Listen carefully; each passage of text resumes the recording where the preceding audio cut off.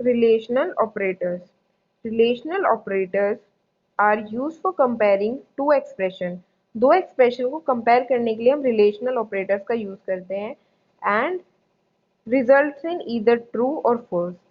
एक तो ये दो एक्सप्रेशन को कंपेयर करेगा और रिजल्ट सिर्फ ट्रू या फॉल्स में ही देगा। In an expression comparing comprising both arithmetic and relational operators. ये क्या करता है, कंप्राइज कर देता है अरिथमेटिक और रिलेशनल ऑपरेटर्स को। The arithmetic operators have higher precedence than the relational operator. Arithmetic operators की प्रेसिडेंस ज्यादा होती है रिलेशनल ऑपरेटर से। ठीक है, अब ये देखो इसके रूल्स। ये इसका सिंटेक्स होता है। सबसे पहले हम एक्सप्रेशन लिखते हैं, फिर जो भी हमें कंपैरिजन का ऑपरेटर यूज करना है और उसके बाद एक्सप्रेशन सेकंड, जैसे ए लेस देन बी। ठीक है, तो इसमें लॉजिकल ऑपरेटर ये हो गया लेस देन वाला साइन। तो रिलेशनल ऑपरेटर्स जो रिलेशन बताते हैं, relational operators are also known as comparison operators and yield values true और false as the output. Comparison करते हैं ये दो वैल्यूज के बीच में और आउटपुट देते हैं ट्रू या फॉल्स की तरह। अब ये देखो डिफरेंट सिंबल्स का। अब ये लेस देन का साइन है, less than 7 less than 10, 7 less than 10 होता है इसलिए ट्रू आउटपुट, 7 लेस देन 5 नहीं होता इसलिए फॉल्स आउटपुट। अब इसमें 3 है, अब ये तीनों कंडीशन ट्रू होनी चाहिए। 7 10 से कम होता है और 10 15 से कम होता है, तीनों ट्रू है इसलिए ट्रू। अब इसमें एंड ऑपरेटर यूज है, मतलब ये दोनों कंडीशन इंडिविजुअली ट्रू होनी चाहिए और वो ट्रू है इसलिए आउटपुट ट्रू आया। अब यहाँ पे देखो हेलो और गुड बाय, यहाँ पे इसका कंपैरिजन किया गया है। उसके बाद उन्होंने कहा कि ये लेस देन हो सकता है या ग्रेटर देन हो सकता है इन दी स्ट्रिंग। यहाँ पे दोबारा से ग्रेटर देन और इक्वल्स टू। अब यहाँ पे ग्रेटर देन का यूज है, 7 बड़ा है 5 से, ट्रू तो ट्रू वरना फॉल्स। इसी तरीके से less than equals to, less than equals to में बच्चों क्या होता है, लेस देन भी हो सकता है और इक्वल्स टू भी हो सकता है, दोनों हो सकते हैं। यानी 5 और 5, अगर 5 और 5 दिया हुआ है तो इसका आंसर ट्रू आएगा क्योंकि ये इक्वल्स टू वाला कंडीशन ट्रू कर रहा है। इसमें दो कंडीशन इंक्लूड हो जाती हैं। अब इसमें देखो ये 7 लेस देन इक्वल टू 4 नहीं होता इसलिए फॉल्स आया। ऐसे ग्रेटर देन है, अब इसमें देखो greater than and equal to 10 या 10 से बड़ा हो या इक्वल हो, इक्वल है इसलिए ट्रू आया और यहाँ पे फॉल्स आया क्योंकि 10 12 से बड़ा नहीं होता। नॉट इक्वल टू का साइन या तो ये वाला होता है या ये वाला होता है, नॉट इक्वल टू। अब 11 10 11 के इक्वल नहीं है तो ट्रू, 10 10 के इक्वल होता है इसलिए फॉल्स। ठीक है, अब डबल इक्वल्स टू यूज होता है कंपैरिजन के लिए, मतलब दोनों वैल्यू जो होंगी ना आपकी, ये राइट हैंड साइड वाली और लेफ्ट हैंड साइड वाली दोनों सिमिलर होनी चाहिए तभी ट्रू आएगा वरना आएगा फॉल्स। जैसे यहाँ पे भी है hello equals to hello true और hello equals to goodbye तो फॉल्स क्योंकि वो दोनों अलग हैं।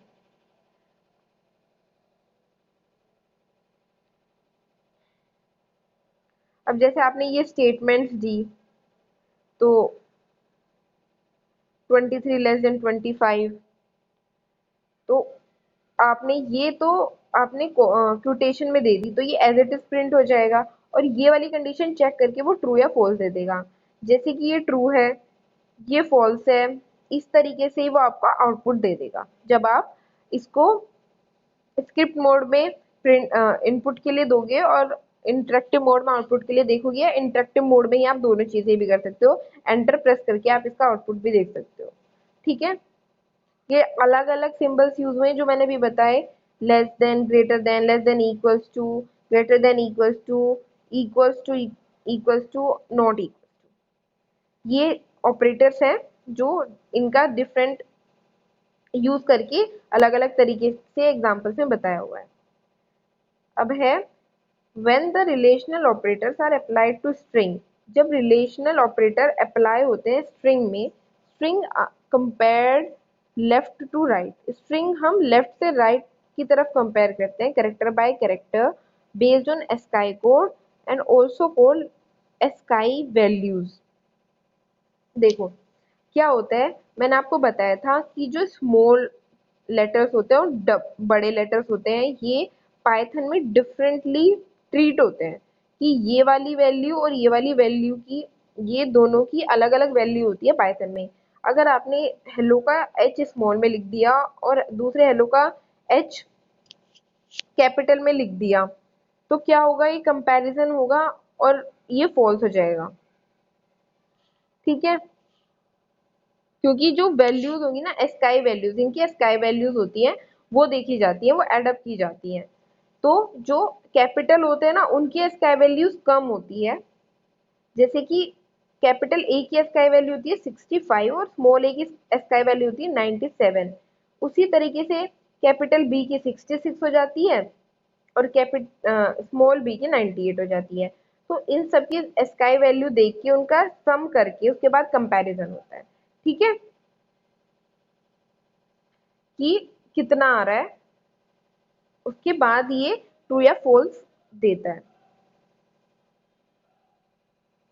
Python start by comparing the first element from each sequence, हर सीक्वेंस से कंपेयर करता है वो। If they are equal it goes on the next element and so on until it finds element at differ sequence। subsequent elements are not considered even if they are greater। subsequent जो आपके elements होंगे उन्हें consider नहीं किया जाएगा। देखो इसमें तीन है, और एंड नोट। और जब होता है कि आपकी दोनों दो कंडीशन में से एक कंडीशन ट्रू हो, जैसे दो कंडीशन दी और आपने और यूज किया तो दोनों में से एक कंडीशन ट्रू होनी चाहिए। एंड में दोनों कंडीशन ट्रू होनी चाहिए, जब आप दोनों एंड का यूज करते हो दो कंडीशन देते हो। नोट में अपोजिट रिजल्ट आपको डिस्प्ले करता है। अब देखो यहाँ पे एग्जांपल दिया हुआ है और इनकी डेफिनेशन भी, और if any one of the operand is true then the conditions become true and if both the operands are true then the condition becomes true। अगर एक होगा तो और का यूज, दोनों ट्रू होंगे तो एंड का यूज, और अपोजिट हमें यूज करना है तो नॉट का यूज। अब देखो इसके एग्जांपल में है, यहाँ पे नॉट ऑपरेटर का यूज करके उन्होंने बताया हुआ है, यहाँ पे एंड ऑपरेटर का यूज किया हुआ है। देखो दो कंडीशंस कंपेयर की गई हैं, या तो 10 25 से कम होगा या फिर और 5 6 से ज्यादा होगा, तो ये ट्रू नहीं है क्योंकि सेकंड कंडीशन हमारी फॉल्स है। उसके बाद और ऑपरेटर का यूज किया गया है, इसमें सिर्फ पहले वाली कंडीशन ट्रू है तो इसलिए ट्रू डिस्प्ले हो जाएगा। अब इसका प्रेसिडेंस देख लीजिए, ये एंड सबसे पहले नॉट आता है, फिर एंड आता है और फिर और आता है, ये इसका प्रेसिडेंस है। ठीक है, अब मैं आपको कुछ क्वेश्चन दे रही हूँ।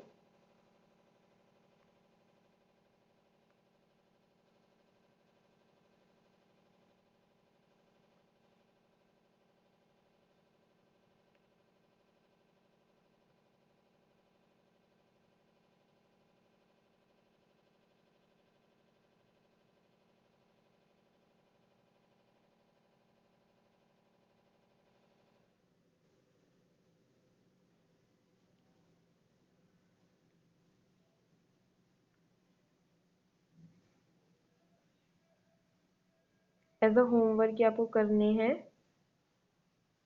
ठीक है,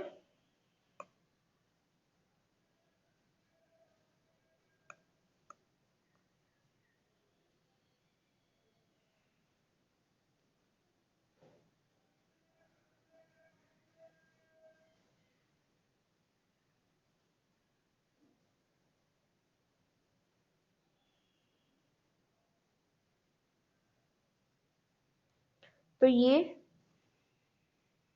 तीन क्वेश्चंस हैं। ए, ये इसमें है ग्रेटर देन, ये ग्रेटर देन का साइन है, तो ये आप एज अ होमवर्क करके लाएंगे रिलेशनल ऑपरेटर।